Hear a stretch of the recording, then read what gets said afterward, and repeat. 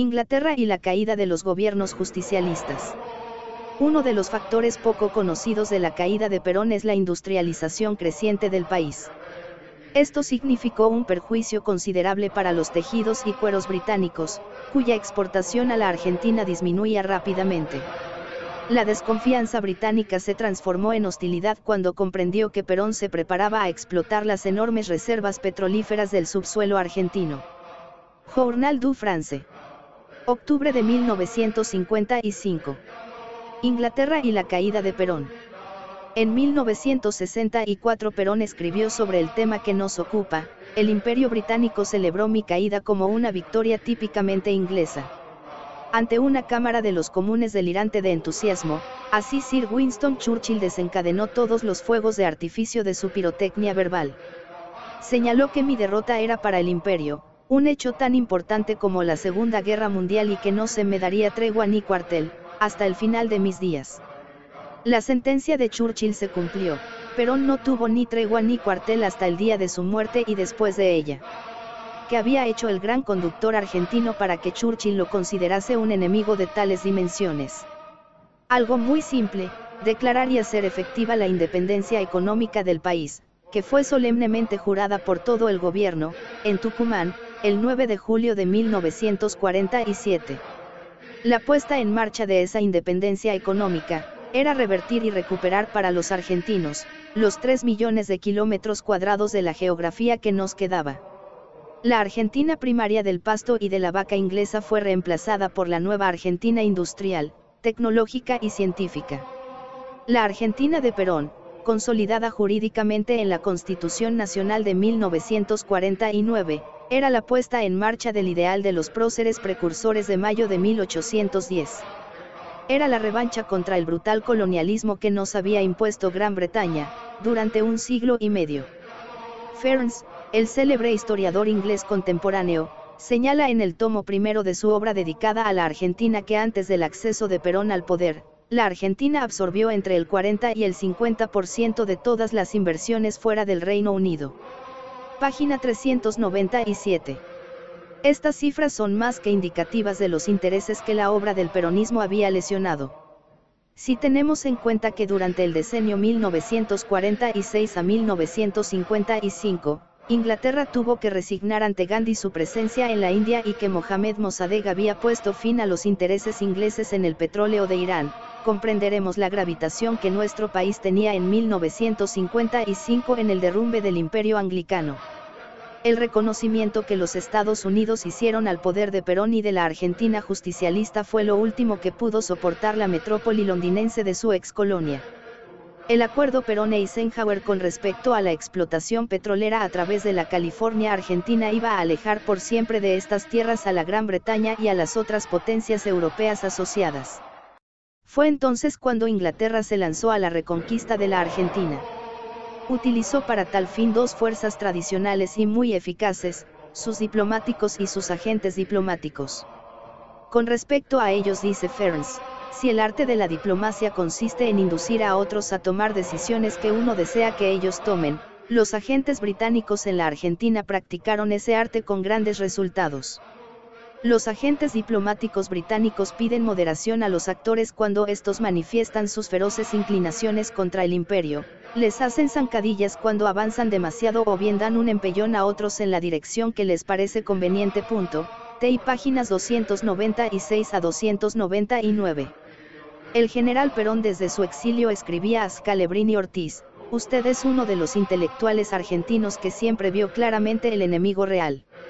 Y su recordado y poco difundido trabajo sobre los episodios de 1955 decía: quizá un error de nuestra parte fue no haber considerado siempre a nuestro gobierno como una etapa de la lucha secular contra Inglaterra que se inicia con las invasiones inglesas. Inglaterra y la subversión. En los años que siguieron a 1955, la diplomacia británica no pudo demoler la colosal estructura levantada por Perón.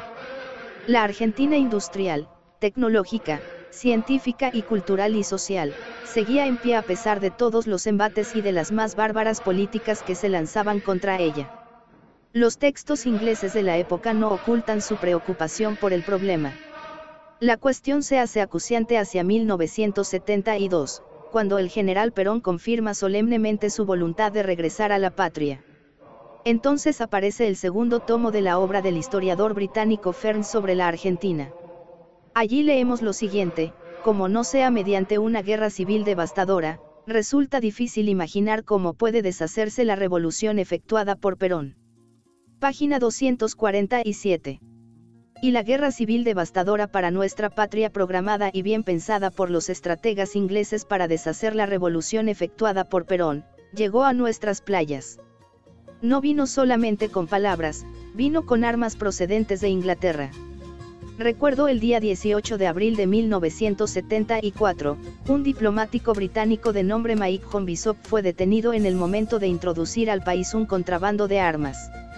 El diario La Nación inicia la reseña del gran escándalo, en estos términos: la justicia federal en lo criminal y correccional investiga lo relacionado con el secuestro, efectuado el 10 del actual por personal de Prefectura Naval Argentina, de varios bultos que contenían 17.500 proyectiles calibre 9 milímetros, munición de guerra, acondicionados en cajas utilizables para pistola, fusil y ametralladora, que fueron desembarcados del rompehielos de la Marina Británica Endurance. Y tras dar detalles asombrosos sobre esta invasión virtual en el propio puerto de Buenos Aires, la crónica da cuenta de la inmediata libertad del diplomático involucrado, a la vez que señala, como trascendido, que Gran Bretaña había dado al Poder Ejecutivo las explicaciones del caso, lamentando no haber cumplido con los trámites que hubiera debido realizar en el caso ante nuestra Cancillería. Nunca se hicieron públicas las explicaciones que había dado Gran Bretaña. Jamás se conoció la actitud del ministro de Relaciones Exteriores de aquel entonces. Dejo el tema para los historiadores revisionistas que quieran ocuparse de los años que van de 1973 a 1976. Al descubrimiento de ese contrabando inglés de armas siguieron otros dos, de los que solo informó el diario Mayoría, uno interceptado en otro buque inglés y el tercero en una aeronave de la British Caledonian. Si los contrabandos de armas descubiertos fueron 3, ¿cuántos fueron los que no se detectaron? Nunca lo sabremos, pero sí todos recordamos que la guerra civil devastadora lanzada anónimamente contra el tercer gobierno del general Perón, tenía entonces 4 frentes bien definidos. El terrorismo bélico con el crimen planificado. El terrorismo periodístico con la tergiversación organizada. El terrorismo político con la traición reiterada. El terrorismo económico con el desabastecimiento, los vaciamientos de empresas y el sabotaje a la producción. Todas estas eran las formas de la guerra civil devastadora, declarada en secreto por los ingleses contra Perón. El objetivo era muy claro: destruir la industria argentina, destruir la tecnología argentina y destruir la ciencia y la inteligencia argentinas, aniquilando a la universidad que la produce. Por estos medios, coherentes y contestes de Gran Bretaña para el Río de la Plata, se buscó reinstalar a la Argentina en el sistema colonial de la División Internacional del Trabajo. Exportadores de cerebros talentosos, 2.500.000 argentinos emigraron en busca de trabajo entre 1976 y 1980, e importadores de los laosianos y vietnamitas, ahora también los coreanos en verdaderas oleadas, que trajo el ministro Arguindegui para cumplir el gobernar es poblar, de Alberdi. La Argentina colonial ha sustituido pues, a la Argentina independiente de Perón. Inglaterra y la caída de Isabel. La guerra de las Malvinas enriqueció al país en martirio y heroísmo. En valor sin par. En abnegación y en coraje. Pero también enriqueció al país con documentos decisivos para explicar nuestra tragedia y nuestra frustración permanente. De ello es altamente significativo el informe de Lord Franks preparado para el Parlamento británico por el Consejo de la Corona y publicado en enero de 1983. El informe de Lord Franks trae una sinopsis de la inteligencia británica sobre la Argentina que arranca del año 1965. Refiriéndose a las relaciones con el gobierno peronista, este importantísimo documento dice textualmente: enero 22, 1976, los comandantes argentinos son contrarios a aprobar cualquier medida militar susceptible de facilitar el mantenimiento en el poder del régimen de la señora de Perón. Si bien es posible que se establezca una corta tregua, es previsible la toma de nuevas medidas, por parte del gobierno peronista, contra los intereses británicos bajo la forma de un aumento de presión hostil, tanto política como económica. El documento está reproducido en el diario La Nación en su edición del día 2 de abril de 1983, página 9. Como es de ver, los británicos preanunciaban la caída del gobierno constitucional con 2 meses de anticipación. Debe ser muy grande el placer que proporciona el gobernar, puesto que son tantos los que aspiran a hacerlo. Voltaire.